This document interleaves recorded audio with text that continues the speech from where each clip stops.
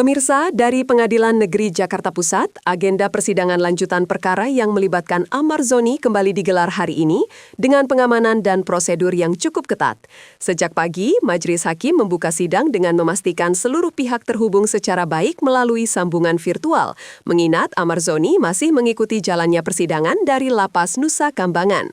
Meski sebelumnya pihak terdakwa telah mengajukan permohonan resmi agar dapat dihadirkan secara langsung di ruang sidang, namun pada agenda kali ini, keputusan teknis masih tetap mengarah pada kehadiran virtual. Dari pantauan kami, suasana ruang sidang tampak berjalan kondusif, sementara tim kuasa hukum dan keluarga hadir memberikan dukungan penuh. Permohonan agar terdakwa dihadirkan secara fisik masih menjadi bagian dari aspirasi yang berulang disampaikan, sebab menurut pihak kuasa hukum, kehadiran langsung dianggap dapat mengoptimalkan proses pemeriksaan. Namun begitu, keputusan tetap berada pada pertimbangan Majelis Hakim sesuai regulasi yang berlaku dan kondisi teknis di lapas tempat terdakwa ditempatkan. Dalam sesi awal persidangan, Amar Zoni kembali menyampaikan keberatannya melalui sambungan virtual. Ia menyampaikan bahwa sejumlah tahanan lain sebelumnya pernah dipindahkan dari lapas tertentu dan dihadirkan secara langsung dalam persidangan untuk keperluan pemeriksaan. Dalam pernyataannya, Amar menyebut bahwa perpindahan dirinya ke Lapas Nusa Kambangan terjadi setelah munculnya pemberitaan di media, meski hal tersebut belum dikonfirmasi lebih jauh oleh pihak lapas dalam sidang terbuka hari ini. Amar menambahkan bahwa penempatannya di lingkungan berkeamanan tinggi menurutnya menimbulkan berbagai kendala, terutama terkait komunikasi dengan kuasa hukumnya dalam penyusunan pembelaan. Ia menyampaikan permohonan agar Majelis Hakim mempertimbangkan kehadiran dirinya secara langsung pada sidang berikutnya demi kelancaran proses hukum. Seluruh pernyataan tersebut dicatat dalam berita acara persidangan, sementara hakim meminta agar proses tetap berjalan sesuai mekanisme yang berlaku sampai ada keputusan lanjutan. Tim kuasa hukum Amar Zoni turut memberikan pernyataan di sela-sela sidang mengenai alasan mereka tetap mengajukan permohonan agar Amar dapat dihadirkan secara langsung. Mereka menilai komunikasi melalui sambungan virtual masih menghadirkan sejumlah kendala teknis, terutama penyampaian dokumen dan koordinasi terkait penyusunan eksepsi. Menurut kuasa hukum, asas kerahasiaan antara pengacara dan klien juga menjadi pertimbangan penting dalam permohonan tersebut, karena mereka menilai komunikasi di lapas sangat terbatas. Dalam ruang sidang, pihak kuasa hukum menyampaikan argumentasi secara formal, menekankan bahwa kehadiran langsung diharapkan dapat memberikan ruang yang lebih bebas bagi Amar untuk memberikan keterangan. Majelis Hakim menerima penyampaian tersebut dan menjelaskan bahwa setiap permohonan akan dipertimbangkan berdasarkan regulasi keamanan, kesiapan lapas, serta kebutuhan persidangan. Proses ini menjadi bagian dari dinamika sidang yang terus berkembang dari waktu ke waktu. Selain tim kuasa hukum, dukungan moral juga hadir dari kekasih Amar Zoni, Dr. Kamelia, yang kembali menyempatkan diri datang ke Pengadilan Negeri Jakarta Pusat untuk mengikuti jalannya sidang. Meski Amar hanya muncul melalui layar, kehadiran dirinya di ruang sidang menjadi wujud dukungan yang konsisten sejak sidang-sidang sebelumnya. Dalam komentarnya usai persidangan, Dr. Kamelia menyebut bahwa dirinya mengikuti seluruh proses sebagai bentuk dukungan moral dan kemanusiaan.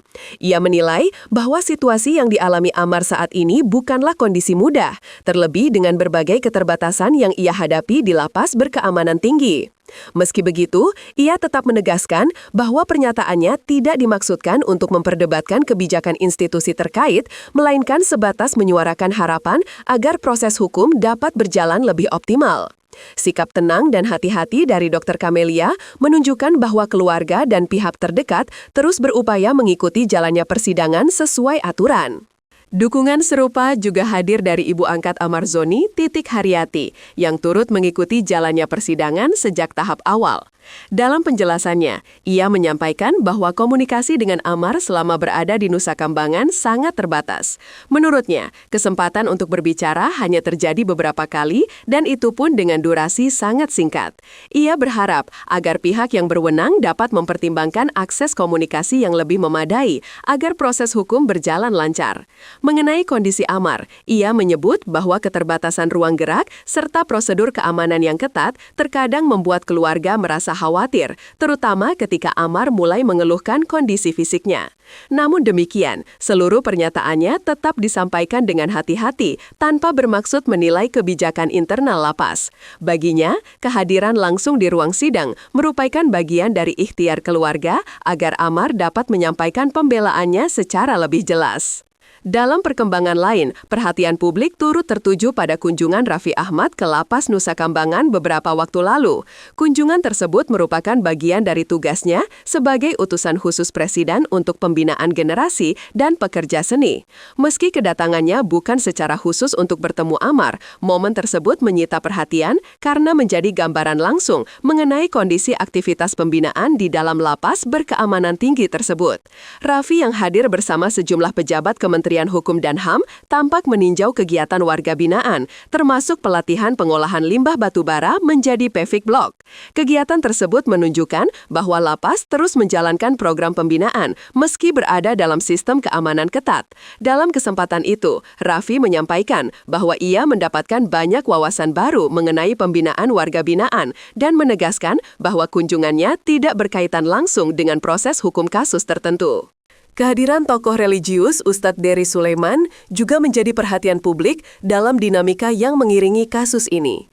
Ustadz Dery yang pernah dimintai tolong oleh Amar untuk menyampaikan pesan dari dalam lapas, kembali memberikan dukungan spiritual bagi para warga binaan yang ia temui saat mengisi ceramah di Nusa Kambangan.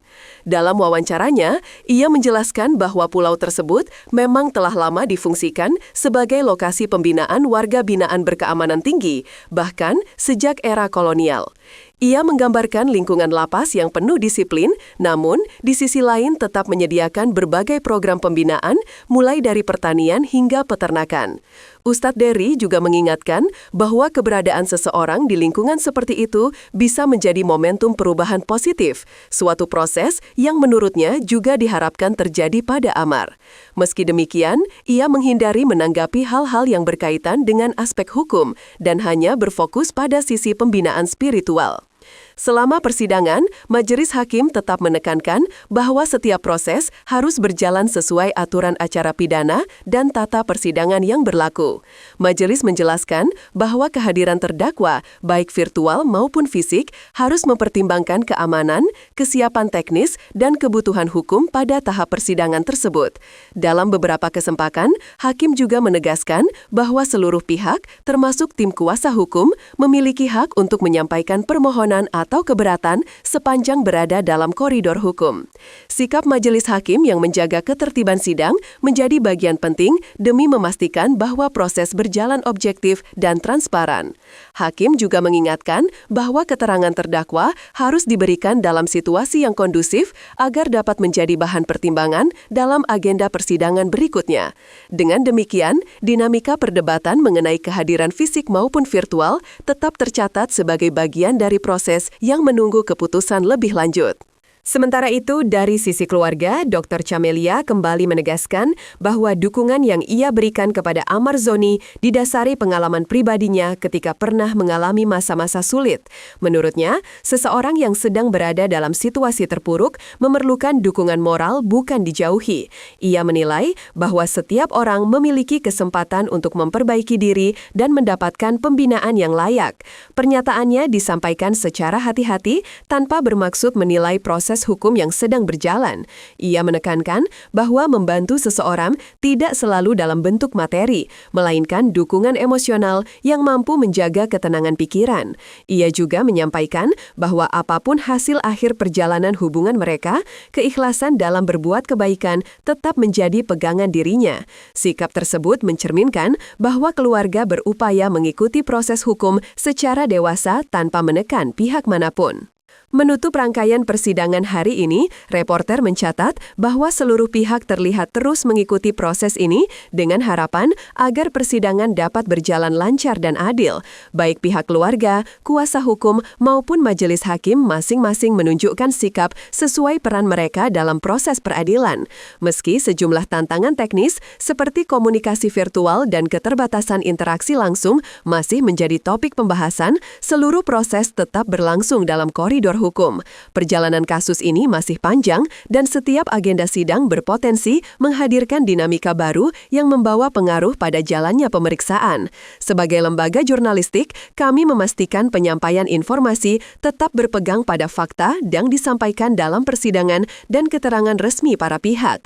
Pemirsa, perjalanan ini akan terus kami pantau untuk menghadirkan informasi akurat, berimbang, dan aman bagi seluruh pihak yang disebutkan.